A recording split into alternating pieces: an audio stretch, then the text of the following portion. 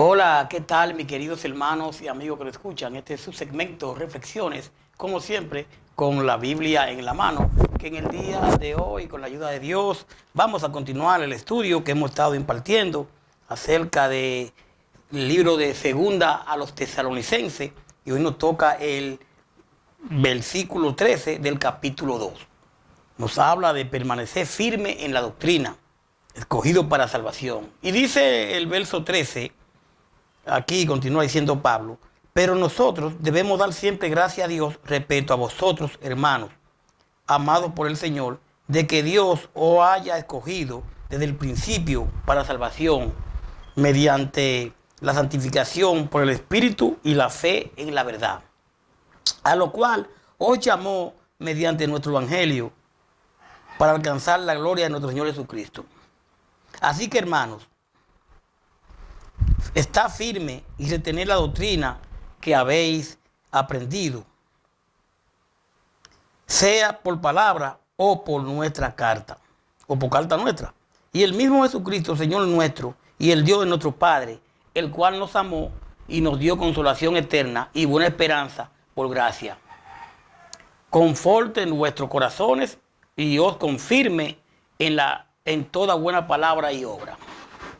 Aquí Pablo, pues, le dice a los hermanos que debemos dar siempre gracias a Dios respecto a vosotros.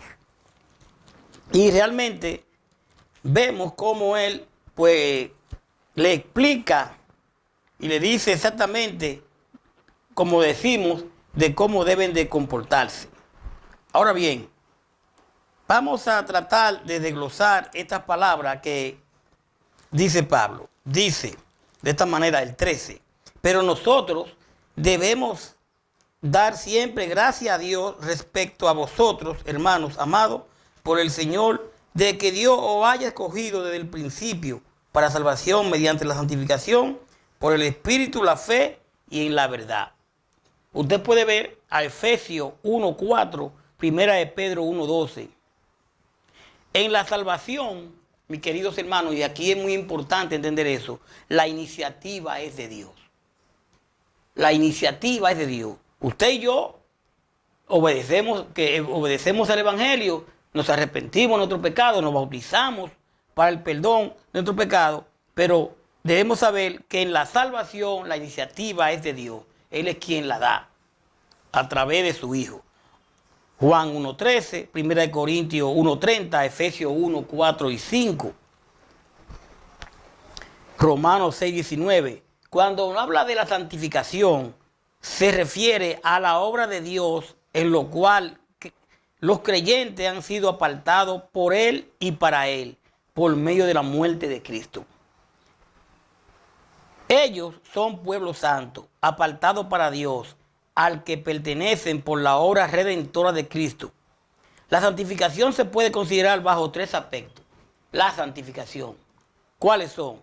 La primera, posicional, que es obtenida por todo creyente por la muerte de Cristo, 1 Corintios 6:11, Hebreos 10:10 al 14. La segunda, santificación, realmente, que se puede considerar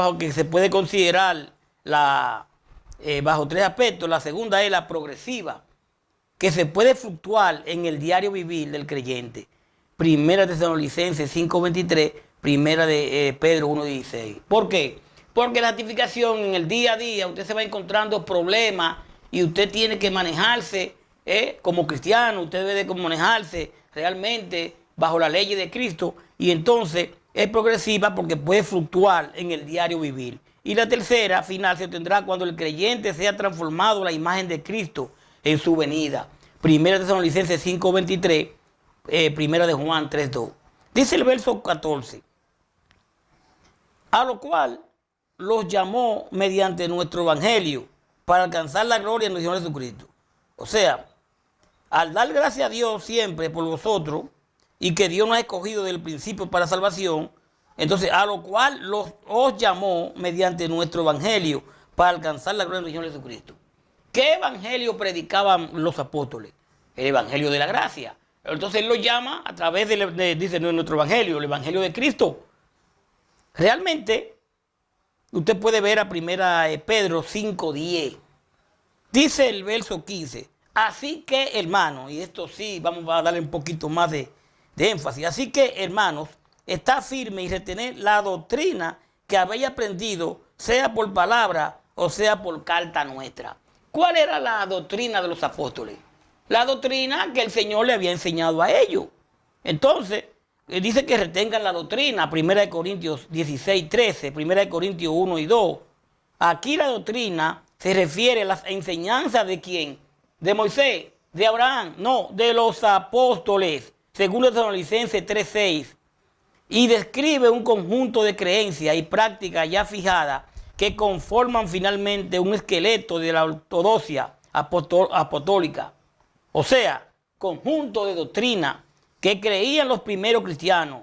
Y Pablo se refiere a la misma idea cuando 6 años más tarde le habla de la tradición a la iglesia de Corintios.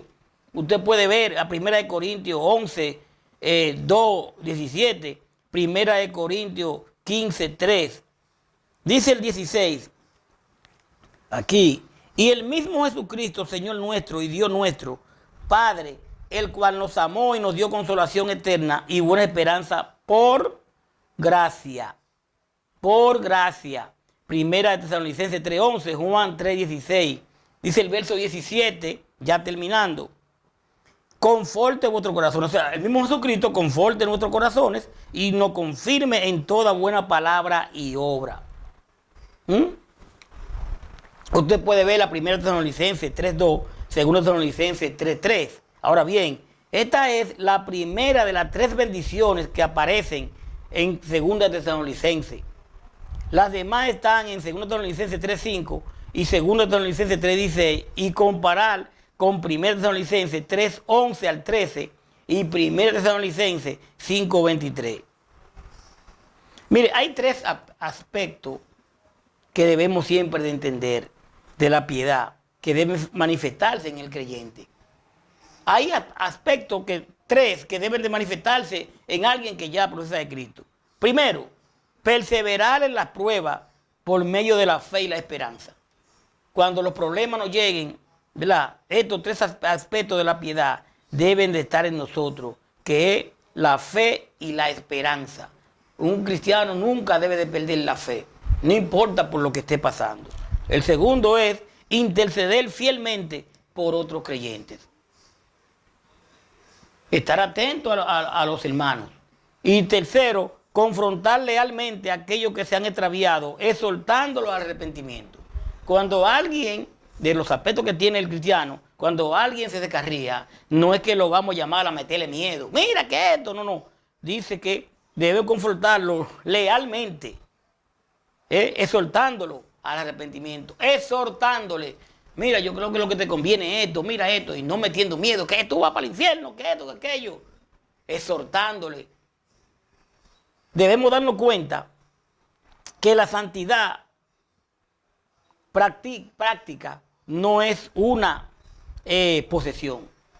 La santidad práctica no es una posesión, sino un proceso que exige continua consagración a la obra del Espíritu y continuada disposición en la fe.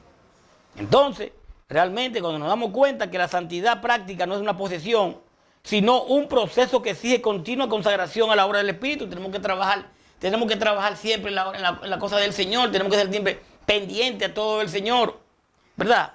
Y sobre todo, una continuada disposición en la fe. No importa lo que nos llegue, la fe y la esperanza nunca la perderemos. Si Cristo venció, nosotros podemos y realmente debemos de obedecer su palabra. Vamos a dejarlo ahí por el día de hoy para que continuemos después con un llamamiento a la oración y que la palabra de Dios sea glorificada. Vamos al capítulo 3 de aquí de segunda a los Tesalonicenses. Gracias por su sintonía. Ya usted sabe, usted tiene su palabra que ahí puede leer. Hoy leímos lo que es los versos del 13 al 17 de aquí de segunda a los Tesalonicenses. Paz de Dios. Bye bye.